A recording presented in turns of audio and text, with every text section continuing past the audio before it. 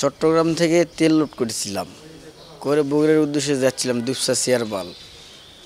যাওয়ার পূর্বে এখানে মির্জাপুর ব্রিজের থেকে নামার পরে একটা জ্যাক গাড়িতে ব্যারিকেড দেয়। ব্যারিকেড দেওয়ার পরে মানে এই সাইড থেকে 4 জন, ওই সাইড থেকে 4 জন এসে আমাদেরকে মানে আপনার মেরে হাত মুখ পাটা বেঁধে টেঁধে ওদের গাড়ি পার করলে সেক্ষেত্রে আমাদের গাড়ি ওরা নিয়ে চলে যায়।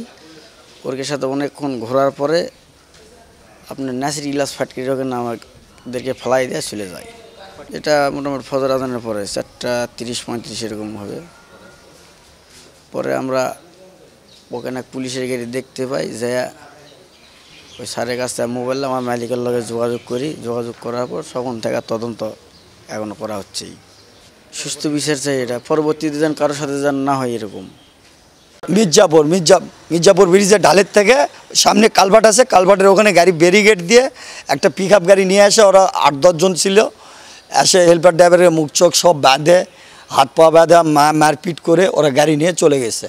কারণ আমার হেল্পার ড্রাইভার ওই গ্লাস ফাটকারির ওখানে যায় অধেক, পুলিশেরা পাইছে, পুলিশেরা নিয়ে আসে, পুলিশের ফোনের থেকে আমাকে ফোন দিয়েছে। তখন আমি জানতে পারছি যে গাড়ি আমাদের হারিয়ে গেছে। তেল সহকারে তেল ছিল হচ্ছে 60 ড্রাম, তেল ছিল হচ্ছে প্রায় 17,50,000 টাকার তেল ছিল। তেলটা যাবে দুপচাচিয়া, বগুড়া দুপচাচিয়া। এই পর্যন্ত আমরা থানাতে আইছি, এখন থানা কি আমাদের সুব্যবস্থা করে দেয় এবং আমাদের গাড়ি কোথায় আমরা এখনও কিছু হদিশ পাই নাই। গতকাল রাত আনুমানিক 3:30 থেকে 4টার মধ্যবর্তী সময় আমাদের মির্জাপুর থানাধীন যে চরপাড়া বাইপাস এলাকা আছে, এখানে চট্টগ্রাম থেকে বগুড়াগামী একটি কাভার্ড ভ্যান না, একটা পিক আপ গাড়ি, যেখানে আপনার পাম অয়েল ছিল। এই গাড়িটা মির্জাপুর থানার চরপাড়া বাইপাস এলাকায় পৌঁছালে আরেকটা গাড়িতে করে তাকে এখানে গাড়িটা আটকায়, পথরোধ করে এবং এখানে একটা ডাকাতির ঘটনা সংঘটিত হয়। তো প্রাথমিকভাবে আমরা এটা যখনই সংবাদ প্রাপ্ত হয় ওই রাতেই তাৎক্ষণিকভাবে আমাদের এই মহাসড়ক কেন্দ্রিক যত মোবাইল পার্টি আছে এবং চেকপোস্ট আছে সকলকে অ্যালার্ট করা হয় এই গাড়িটার বিষয়ে। কিন্তু তাৎক্ষণিকভাবে এই গাড়িটা আর পাওয়া যায় নাই, কারণ এটা জানেন এটা একটা আমাদের প্রায় 65 কিলোমিটার একটা মহাসড়ক, দীর্ঘ মহাসড়ক। তো তাৎক্ষণিকভাবে গাড়িটা না পাওয়া গেলেও আমরা তাৎক্ষণিকভাবে এটা নিয়ে কাজ করি। আমরা ইতিমধ্যেই মির্জাপুর থানা থেকে কয়েকটা টিম গঠন করেছি। আপনারা জানেন একটা ডাকাতির ঘটনা ঘটে থাকলে এখানে অনেকগুলো বিষয় নিয়ে আমাদের কাজ করতে হয়। এখানে আমাদের আইসিটির বিষয় থাকে, আমাদের বিভিন্ন এভিডেন্স থাকে, আমাদের বিভিন্ন ফুটেজ থাকে। এই সবগুলো বিষয় আমরা ক্রস চেক করছি, এগুলো ক্রস চেক করেই আমরা সামনের দিকে আগাচ্ছি। আমাদের ঘটনায় যারা ভুক্তভোগী তারা আমাদের সাথেই আছে, তারা অভিযোগ দিচ্ছে, আইনগত ব্যবস্থা প্রক্রিয়াধীন।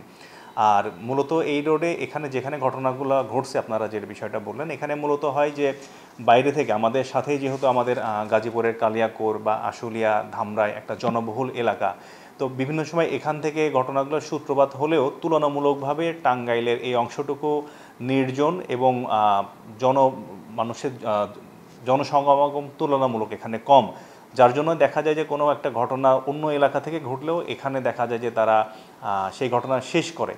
যার জন্য কিন্তু আমরা ঘটনা এখানে শেষ হলেও আমরা কোনো ঘটনা আমাদের নলেজে আসলে আমরা কখনো এগুলো কাল বিলম্ব করি না এবং আমাদের নলেজে আসা মাত্রই আমরা তাৎক্ষণিকভাবে এই আইনগত ব্যবস্থা নিয়ে থাকি। তো এটা সেরকমই একটি বিষয়। আমরা এই বিষয় নিয়ে ইতিমধ্যেই কাজ শুরু করেছি। মামলা রুজুর বিষয়টিও প্রক্রিয়াধীন, কিছুক্ষণের মধ্যে মামলা রুজু হয়ে যাবে। আমাদের একাধিক টিম এই বিষয় নিয়ে কাজ করছে, যারা এই বিষয় নিয়ে ইতিমধ্যে অনেকবারই কাজ করেছে এবং সবাই দক্ষ। আশা করি খুব শীঘ্রই আমরা এই ঘটনাটা পরিপূর্ণভাবে উদ্ঘাটন করে আপনাদেরকে পুনরায় জানাতে পারব। ধন্যবাদ।